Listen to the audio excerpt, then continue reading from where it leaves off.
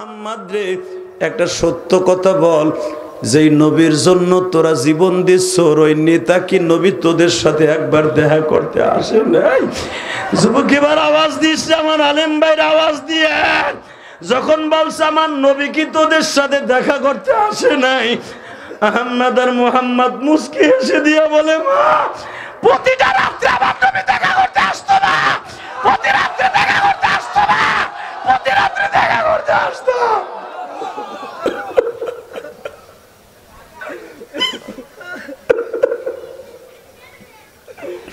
মা আজকে রাত্রে নবী আসছিল, আমাকে দুই বাইরে হাত উঁচা করে বলছে, আহম্মদ রে বাবা তোরা কান্দিস না,